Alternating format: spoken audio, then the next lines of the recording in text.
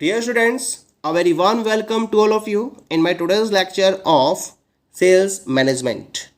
In today's lecture, we will discuss upon the objectives of compensation plan. यानी कि आज के लेक्चर में डिस्कस करेंगे कि अगर किसी पर्टिकुलर सेल्स ऑर्गेनाइजेशन के द्वारा अपनी सेल्स फोर्स के रिलेशन में कंपेंसेशन प्लान को डेवलप किया जाता है तो उसके डेवलप करने के पीछे किन किन पर्टिकुलर ऑब्जेक्टिव्स को कंसीडर किया जाता है, क्योंकि कंपेंसेशन प्लान दोनों ही पार्टीज के ऑब्जेक्टिव्स को मीट आउट करता है। ये दो पार्टीज कौन कौन सी हैं? Sales manager and the organisation is the first party, salesman and his family is the second party. इन दोनों ही पार्टीज के ऑब्जेक्टिव्स को कंपेंसेशन प्लान के द्वारा कंप्लीटली मीट आउट किया जाता है। इसी वजह से हम कंपेंसेशन प्लान के ऑब्जेक्टिव्स को इन दोनों ही पार्टीज के रेफरेंस में डिस्कस करेंगे। तो हमारे पहले ऑब्जेक्टिव्स रहेंगे सेल्स मैनेजर्स के रेफरेंस में और दूसरे ऑब्जेक्टिव्स रहेंगे हमारे सेल्समैन के रेफरेंस में। तो पहले हम बात करेंगे about the sales managers objectives. क्या क्या है sales manager objective in reference of the compensation plan? The prime objective of the sales manager to devise a compensation plan that attracts the best talent, develop and retain them to deliver the best results, as it is ultimately the team that has to realize the sales plan. सबसे important objective क्या है sales manager का? कि वो एक ऐसा compensation plan develop करे जिसके बेसिस पर बेस्ट टैलेंट को अट्रैक्ट किया जा सके, उसको डेवलप किया जा सके और प्रॉपरली रिटेन किया जा सके, जैसे कि बेस्ट रिजल्ट्स को डिलीवर किया जा सके by that particular sales team. क्योंकि अल्टीमेटली ये सेल्स टीम ही होती है जो सेल्स प्लान को प्रॉपरली रियलाइज करती है। इसी वजह से सेल्स टीम के पॉइंट ऑफ व्यू से ही प्रॉपर सेल्स कंपेंसेशन प्लान को डेवलप किया जाता है। क्लियर? सेकंड ऑब्जेक्टिव क्या रहता है इसका? The compensation plan must be within the cost budget specified by the organisation. The emphasis will be to put minimum strength on the organisation finance. सबसे दूसरा ऑब्जेक्टिव क्या ध्यान में रखा जाता है कि जो कंपेंसेशन प्लान है उसको इस तरीके से डेवलप किया जाए जैसे कि ऑर्गेनाइजेशन के द्वारा जो कॉस्ट बजट स्पेसिफाई किया गया है उस लिमिट के अंदर उसको मेंटेन किया जा सके। तो कॉस्ट बजट को कंसीडर किया जाता है और इसके अकॉर्डिंग ही कंपेंसेशन प्लान को डेवलप किया जाता है। एम्फेसिस क्या होती है कि ऑर्गेनाइजेशन के फाइनेंस पर कम से कम उसका प्रेशर रहे, जितना कम से कम पॉसिबल हो सकता है उतना कम से कम प्रेशर ऑर्गेनाइजेशन के फाइनेंस पर पुट ऑन किया जाता है। ये एफर्ट्स या ये ऑब्जेक्टिव्स कंसीडर करते हुए इस टाइप के कंपेंसेशन प्लान को डेवलप किया जाता है। थर्ड ऑब्जेक्टिव क्या है सेल्स मैनेजर के रेफरेंस में? The objective is to utilise the team at the optimum cost and not necessarily the minimum. If a proper compensation plan is developed, the aim will be achieved. Otherwise, lots of juggling will be called for to accommodate people at lower cost. यानी कि आप अगर organisation के finance पर minimum strength डालना चाहते हो then it is very good, लेकिन ऑप्टिमम कॉस्ट के बेसिस पर टीम को प्रॉपरली यूटिलाइज करना ये ऑब्जेक्टिव होता है। ये भी एक ऑब्जेक्टिव रहता है और ज़रूरी नहीं है कि ये मिनिमम लेवल तक मेंटेन किया जा सके। हो सकता है कि आपको थोड़ा सा खर्चा उसके मुकाबले ज़्यादा करना पड़े। तो ऑप्टिमम कॉस्ट तक टीम को यूटिलाइज करने के ऑब्जेक्टिव से भी आप अपने कंपेंसेशन प्लान को डेवलप करते हो, क्योंकि अगर एक प्रॉपर कंपेंसेशन प्लान को डेवलप किया गया तब तो आपके एम्स जो भी टारगेट्स हैं उनको अचीव किया जा सकता है। लेकिन अगर आपने कंजूसी दिखाई बहुत ज़्यादा तो क्या होगा? आप सस्ती लेबर को हायर कर लोगे, सस्ती लेबर होगी तो उसके अंदर उसी तरीके से काबिलियत होगी और जब उसी तरह से काबिलियत होगी तो बहुत सारी जगलिंग्स क्रिएट हो जाएंगी जिसकी वजह से आप अपने सेल्स टारगेट को प्रॉपरली अचीव नहीं कर पाओगे। इसी वजह से ऑर्गेनाइजेशन के फाइनेंस पर मिनिमम स्ट्रेंथ रहे ये तो ध्यान रखना है, लेकिन इसके साथ साथ आप अपनी टीम को ऑप्टिमम कॉस्ट तक यूटिलाइज कर सको, इस ऑब्जेक्टिव के साथ में भी आपको कंपेंसेशन प्लान को डेवलप करना होता है। The fourth one is the objective of adequate compensation plan will be to have a control over the salesman's operational activities. Salesman's के ऑपरेशनल एक्टिविटीज पर आप प्रॉपर कंट्रोल रखो। इस ऑब्जेक्टिव को भी ध्यान में रखते हुए आप एक एडिकेट कंपेंसेशन प्लान को डेवलप करते हो, क्योंकि कंपेंसेशन प्लान ऐसा होना चाहिए जिसमें अगर आप कम सैलरी पे नहीं, ज़्यादा सैलरी पे नहीं कर रहे हो तो कम सैलरी भी आपको पे नहीं करनी है, क्योंकि अगर आप कम सैलरी पे करोगे तो कहीं ना कहीं एक रेस्ट एट पीस की कंडीशन क्रिएट हो जाएगी। लेकिन अगर आप एक प्रॉपर सैलरी प्रोवाइड कर रहे हो then this particular compensation plan will not allow rest at peace attitudes to set in, nor will it be low enough leading to demotivation for the sales. क्योंकि अगर आप बहुत ज़्यादा पे नहीं कर रहे हो तो बहुत कम भी नहीं पे कर रहे हो, बहुत कम होगा तो एक डीमोटिवेशन होगा। लेकिन ये डीमोटिवेशन कंडीशन नहीं आती अगर एक बेटर सेल्स प्लान है। और इसी तरीके से अगर आप एक प्रॉपर अमाउंट पे कर रहे हो तो फिर ये compensation plan rest at peace attitude को डेवलप नहीं होने देता है अमंग द सेल्स फोर्स। और इस तरह से आप सेल्समैन की ऑपरेशनल एक्टिविटीज़ को प्रॉपरली कंट्रोल कर पाते हो और इसकी वजह से प्रोडक्टिविटी पर कोई भी नेगेटिव इफेक्ट नहीं पड़ता है। Next objective is the plan must take into account the individual differences in working attitudes, capacities and attainments. The comfort and discomfort level of each separate entry must be identifiable through the remuneration plan. यानी कि जब आप अपना remuneration plan develop करते हो तो इसमें आपको डिफरेंट फैक्टर्स को भी कंसीडर करना होता है, जैसे जो डिफरेंट इंडिविजुअल्स हैं उनके वर्किंग एटीट्यूड में क्या क्या डिफरेंसेस हैं, उनकी कैपेसिटीज़ क्या हैं, उनके अटेनमेंट्स क्या हैं, और जो भी सेपरेट टेरिटरीज आपके द्वारा डिसाइड की गई हैं उनमें कंफर्ट और डिसकंफर्ट लेवल क्या है।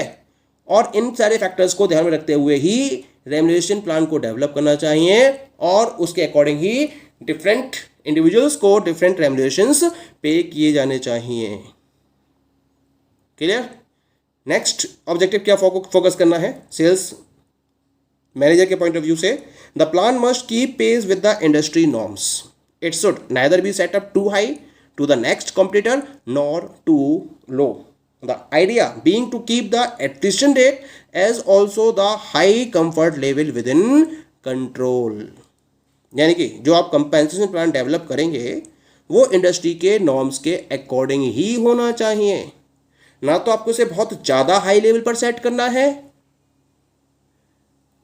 अपने कॉम्पिटिटर्स के मुकाबले में, आपको इसे बहुत ज़्यादा हाई लेवल पर सेट नहीं करना है और ना ही कॉम्पिटिटर के मुकाबले बहुत कम लेवल पर सेट करना है।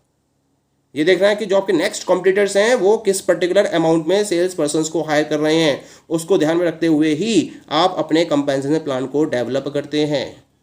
पर्पज़ क्या है इसका, ऑब्जेक्टिव क्या है, जिससे कि आप एट्रिशन रेट को अंडर कंट्रोल रख सकें और इसके साथ साथ जो हाई कंफर्ट लेवल है उसको भी अंडर कंट्रोल रख सकें। इस तरीके का कंपेंसेशन प्लान डेवलप किया जाता है। ठीक है। Next one is the with the sales department also getting unionised now, the sales manager has to cope with the demands of the organised strength of the sales force while devising the compensation plan. आज की date में सबसे बड़ी problem क्या create हो चुकी है कि जो सेल्स डिपार्टमेंट्स हैं उनमें भी यूनियंस डेवलप होनी शुरू हो चुकी हैं, वो भी यूनियनाइज्ड हो चुके हैं और यूनियन बनने की वजह से ऑब्वियस है जो सेल्स मैनेजर है उनको इन ऑर्गेनाइज्ड स्ट्रेंथ जो है सेल्स फोर्स की, इसके अगेंस्ट में अपनी वर्किंग को फॉलो करना होता है और अपने कंपेंसेशन प्लान को डेवलप करना होता है। तो जो डिमांड्स इनकी रहती हैं उन डिमांड्स को भी ध्यान में रखते हुए कंपेंसेशन प्लान को डेवलप किया जाता है। ओके।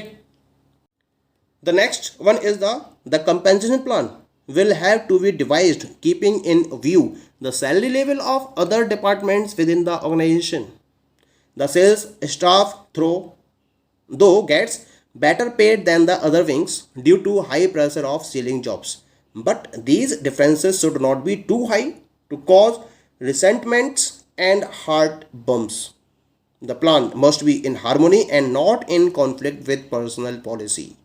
यानी कि जब आप सेल्स फोर्स के रिगार्डिंग कंपेंसेशन प्लान को डेवलप करोगे तो उस समय आपको अदर डिपार्टमेंट के एम्प्लॉयज़ की सैलरी लेवल को भी ध्यान में रखना होता है।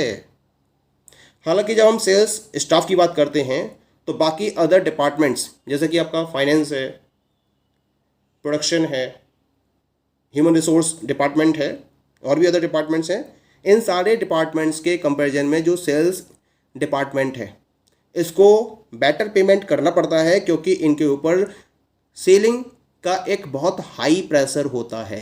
और इस हाई प्रेशर को फेस करने की वजह से ही इनको हाई सैलरी पे की जाती है। लेकिन फिर भी इन स्पाइट ऑफ दिस, ये जो डिफरेंसेस हैं वो ना तो बहुत ज़्यादा हाई होने चाहिए। इन डिफरेंसेस को आपको बहुत ज़्यादा हाई नहीं रखना है, क्योंकि अगर आप ऐसा करेंगे तो जो बाकी के एम्प्लॉयज़ हैं उनके बीच में एक नाराज़गी क्रिएट हो सकती है, एक रिसेंटमेंट्स क्रिएट हो सकते हैं, और इसके साथ साथ हार्ट बम्स की सिचुएशन भी क्रिएट हो सकती है।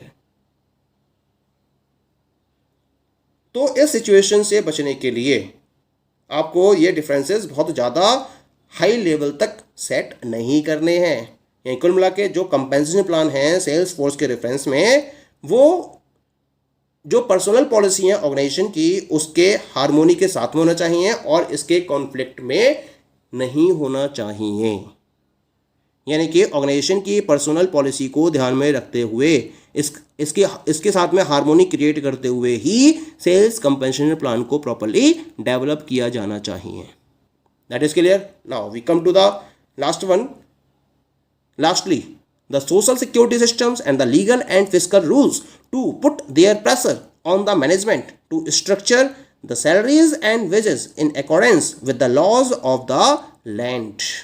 यानी कि इसके साथ साथ सबसे लास्ट में जो सोशल सिक्योरिटी सिस्टम है किसी पर्टिकुलर कंट्री के अंदर, किसी पर्टिकुलर इकोनॉमी के अंदर, जो उसका लीगल रूल्स एंड रेगुलेशंस हैं, फिस्कल रूल्स एंड रेगुलेशंस हैं, वो भी सेल्स कंपेंसेशन प्लान को डेवलप करने में इंपॉर्टेंट रोल प्ले करते हैं, क्योंकि इनके द्वारा डिसाइडेड रूल्स को ध्यान में रखते हुए मैनेजमेंट को सैलरीज और वेजेस के स्ट्रक्चर को प्रॉपर्ली डिज़ाइन करना होता है।